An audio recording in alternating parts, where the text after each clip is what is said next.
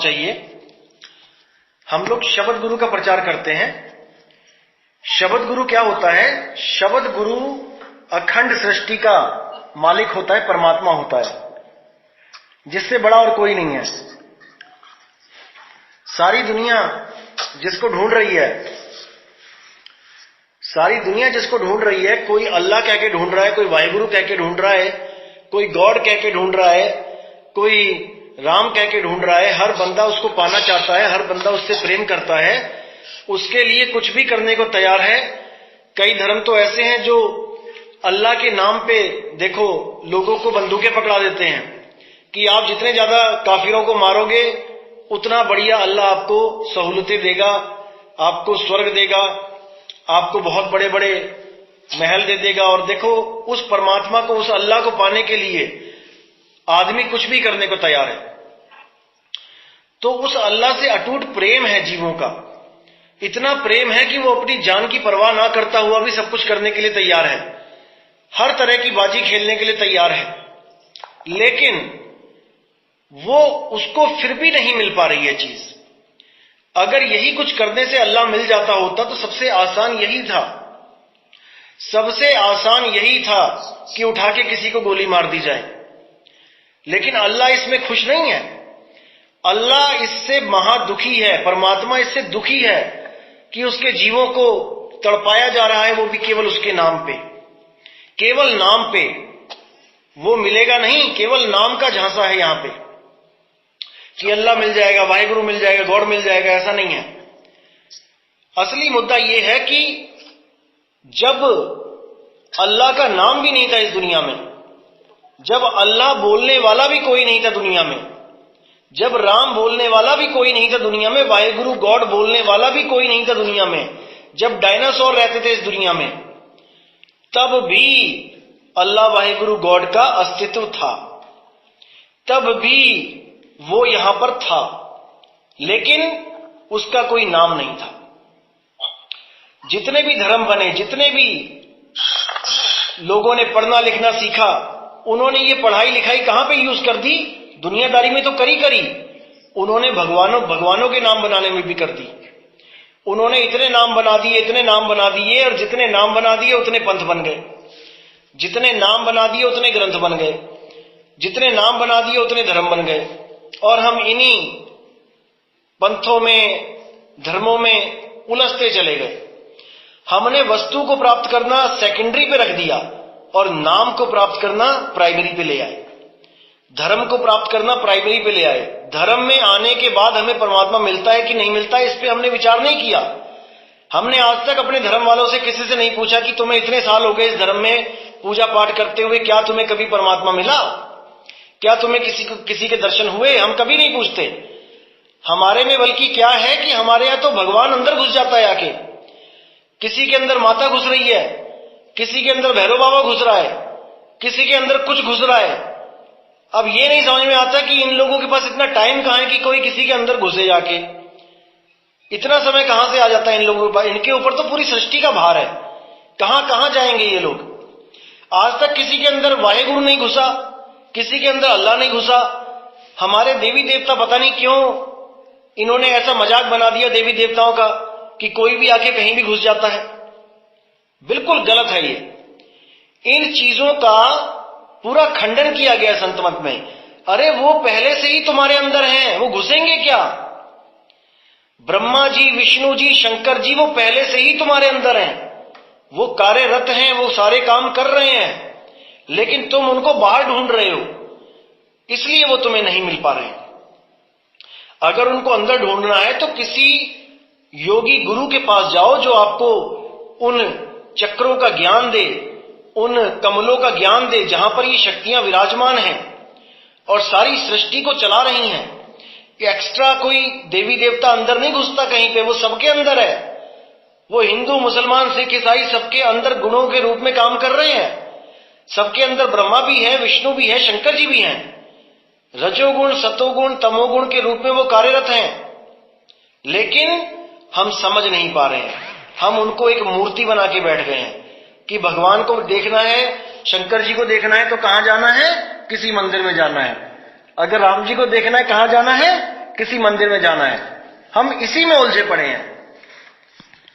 हमें इन चीजों से बाहर आना पड़ेगा, हमें हर चीज की असलियत को जानना पड़ेगा। अगर हम कबीर पंथ में आए हैं तो हमें बाल की खाल निकालनी पड़ेगी, सत्य असत्य का निर्णय करना पड़ेगा। कबीर साहब कहते हैं सत्य असत्य का करे निबेड़ा और कहे कबीर सो हंस है मेरा। नीर शीर का करे निबेड़ा, कहे कबीर सो हंस है मेरा। मेरा हंस वही है जो नीर शीर का निबेड़ा करना जान गया है।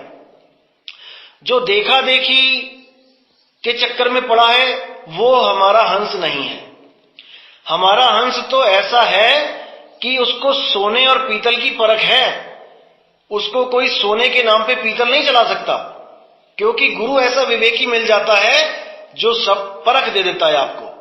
आप पारखी कहलाते हो, असल में पारखी कहलाते हो, केवल नाम के पारखी नहीं होते हैं। नाम से अगर नाम पारख रख लिया किसी ने, अपना पारखी संत रख लिया, तो पारखी नहीं हो गया वो। अगर कोई महाकाला बच्चा है और उसके बच्चे का नाम सुंदर रख दिया जाए तो वो सुंदर नहीं हो जाता, उसमें सुंदरता के गुण होने चाहिए। पारखी वो होता है जिसमें परख करने की क्षमता होती है। और परख करनी किसकी है? परख करनी किसकी है? पारखी संत यही नहीं समझ पा रहे हैं कि परख करनी किसकी है। साहिब ने बोला है शब्द विवेकी पारखी सो माथे का मोर।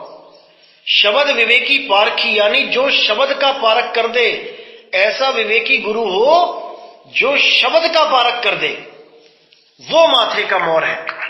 उसको आप चरण में वंदना करो, उसके आगे आप दया की भीख मांगो कि हे मालिक अब हमें सार शब्द का ज्ञान दो, उस अनमोल वस्तु का ज्ञान दो जिसको प्राप्त करने मात्र से ये भव बंधन से जीव निकल जाता है, वरना इसी भव बंधन में रहेगा, सदा सदा रहेगा। क्यों? क्योंकि उसको शब्द का पारख नहीं हो पाया है। इसीलिए बार बार साहिब ने बोला है, हर बार बोला है कि हम हैं शब्द शब्द हम माही, और शब्द से भिन्न और कछु नहीं। अगर शब्द से अलग कोई भी विधि बताई जाती है आपको, कोई गुरु बताता है, अगर कोई कर्म कांड में उलझाता है, कोई जप तप व्रत में नित्य नेम में उलझाता है, तो समझ जाना कि आपकी गति नहीं हो पाएगी, आप बंधन से मुक्त नहीं हो पाओगे। केवल और केवल शब्द गुरु की शरण में आने से आपके भव बंधन खत्म होंगे। और वो शब्द गुरु क्या है? वो अखंड नाद है, वो अखंड धुन है, अखंड झनकार है। जहां मैं झनकार बोलता हूं उसको कोई ऐसी झनकार मत ले लेना जो गानों के पीछे झनकार बीट्स चलती हैं, वो झनकार नहीं है। झनकार इसलिए बोला जाता है क्योंकि झनकार लिखने में नहीं आती, झनकार लिखने में नहीं आती, इसलिए उसको झनकार बोला जाता है। अगर मैं उसको आ बोलूं आ, तो वो आ लिखने में आ गया। जो चीज लिखने में आ गई वो सार शब्द नहीं है, इसलिए कबीर साहब ने उसको झनकार बोला है। जैसे सितार है, सितार की आवाज, एक तार होता है, सितार में 5-6 तार होते हैं, आप उसको एक तार को पकड़ के जैसी झनकार उत्पन्न करोगे, उसकी जो आवाज आपको कानों में पड़ी, उस आवाज को आप लिख नहीं सकते। इसलिए कबीर साहब ने उसको झनकार बोला बार बार कि खुले कपाट शब्द झनकारी और पिंडी अंड के पार स्वदेश हमारा है। इसी के लिए गरीबदास जी ने बोला कोई है रे परले पार का जो भेद कहे झनकार का। ऐसा गुरु ढूंढ लो जो परलय पार, परलय पार यानी 52 अक्षरों से पार। 52 अक्षर क्या है? 52 अक्षर लोक त्रय, सब कुछ इन्हीं माही, और ये अक्षर खिर जाएंगे, वो अक्षर इनमें नहीं। 52 अक्षरों का जो जाल है वो खिर जाता है, 52 अक्षर खिर जाते हैं। 52 अक्षरों में ये 3 लोक हैं, 52 अक्षर लोक त्रय, सब कुछ इन्हीं माही। 3 लोक का जितना भी ये मसाला है ये सब 52 अक्षरों में है, और ये सब खत्म हो जाता है। लेकिन वो सार शब्द 52 अक्षरों में नहीं आता। अब इन 52 अक्षरों को बनाने वाला कौन सा अक्षर है? वो अकार अक्षर है, कह अकार, जिसके बारे में क्या बोला गया है नाम प्रकाश में कि कह आकार को ही शुद्ध मन स्वरूप जानो, इसी को ब्रह्म स्वरूप जानो, इसी को ज्योति निरंजन जानो। ये जो गले से आवाज निकलती है आ,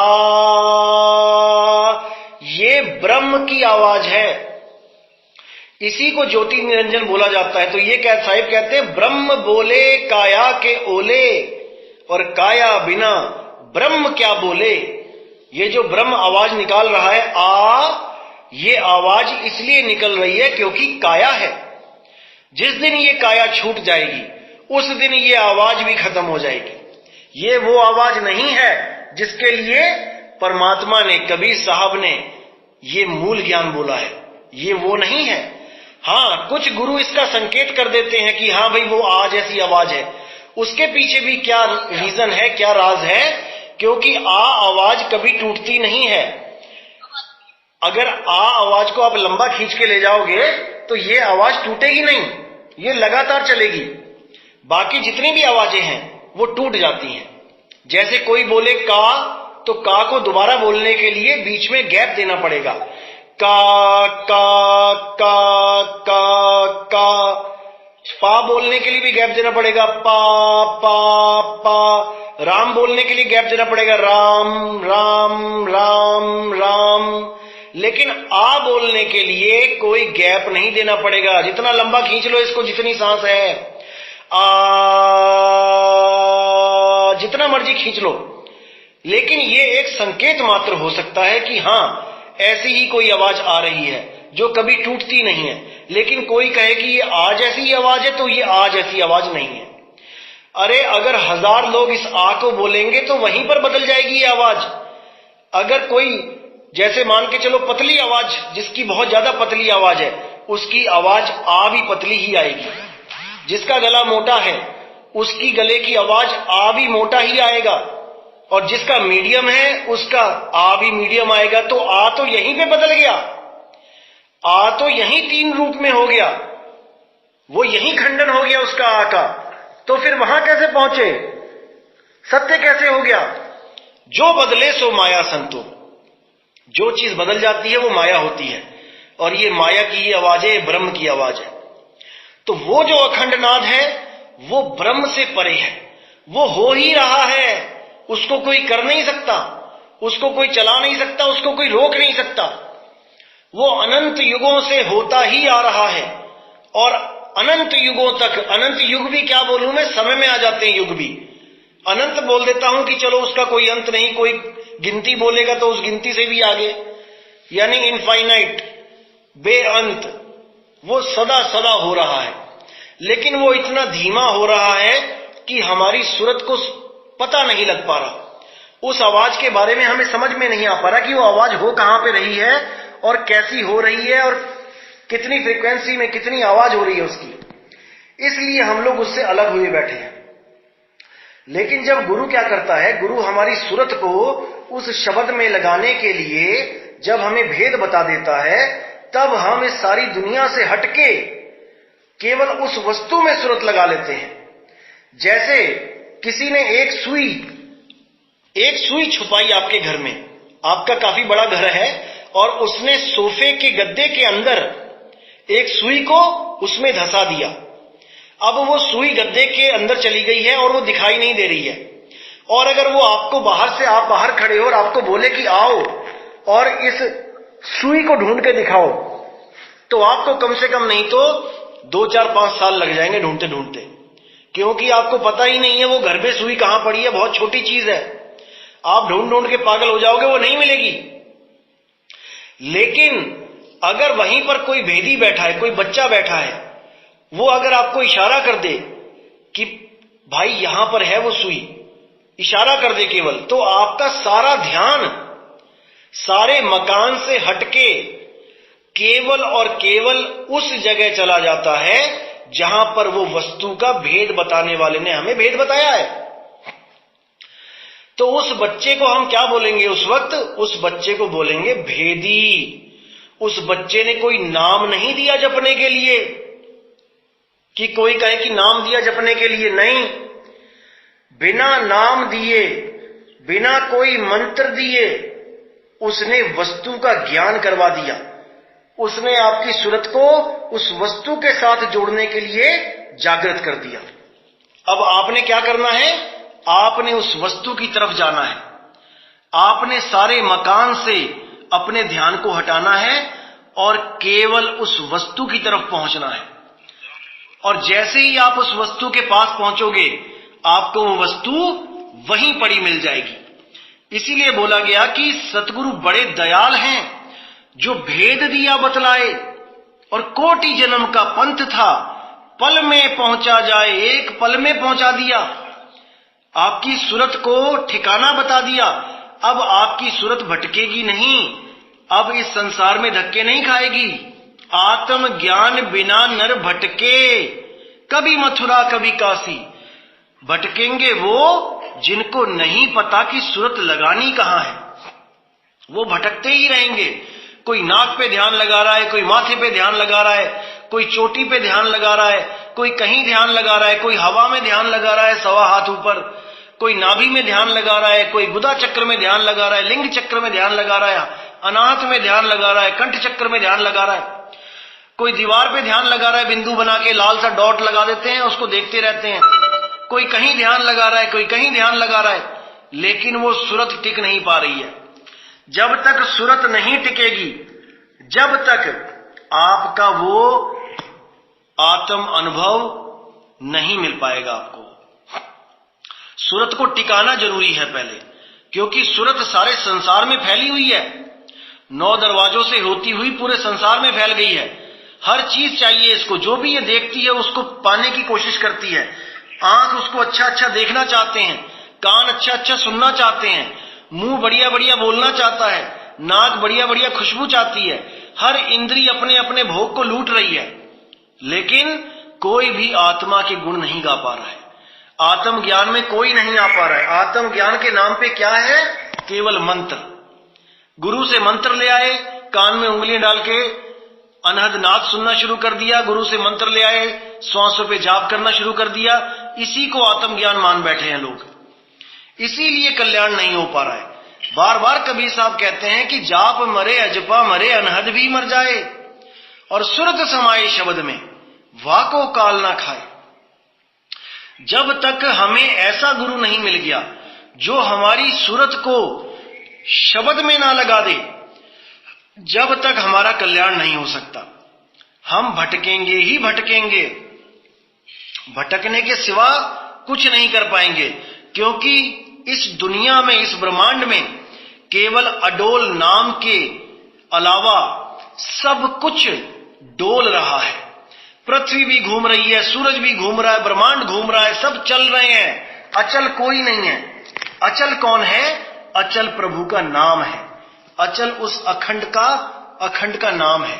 जब उस अचल नाम में हमारा ध्यान जाता है, जब उस अचल नाम में हमारी सूरत जाती है, तो हमें भी वो अपना गुण देती है, वो अचल कर देती है। इसीलिए साहिब ने बोला बार बार, सूरत फंसी संसार में और तासे पड़ गई दूर, और सूरत बांध स्थिर करो आठों पहर हुजूर। सूरत को बांध के स्थिर करना है। स्थिर कहां करोगे? अरे जो वस्तु पहले से स्थिर हो उसी में तो स्थिर करोगे। जो पहले से ही स्थिर नहीं है उसमें स्थिर कैसे करोगे? कोई श्वासों में स्थिर करने को लगा है, कोई त्रिकुटी में स्थिर करना चाहता है, कोई ब्रह्मांड में स्थिर करना चाहता है। जो चीजें खुद चल रही हैं, खुद जन्म रही हैं, मर रही हैं, जो पैदा हो रही हैं और जो खत्म हो रही हैं, वो आपको स्थिर कैसे कर पाएंगी? कभी नहीं कर पाएंगी। इसलिए साहिब बार बार यही बोलते हैं कि नाम ऐसा होना चाहिए जो अडोल है। आत्मा अडोल न डोलई, गुरु के पाए सुहाए। वो आत्मदेव कभी डोलता नहीं है, वो आत्मदेव अडोल है। उस आत्मदेव तक पहुंचना है। मैंने कल के सत्संग में भी बोला था कि जब मैं आत्मदेव की बात करता हूं, जो अडोल आत्मा है उसको निज स्वरूप जानो, उसको परमात्म स्वरूप जानो। और जब मैं कहता हूं कि किसी की आत्मा चली गई तो उसको जीवात्मा जानो। जीवात्मा, ब्रह्म आत्मा जिसको विश्वात्मा कहते हैं, और शुद्ध चैतन्य स्वरूप आत्मा, इन तीनों में भेद है।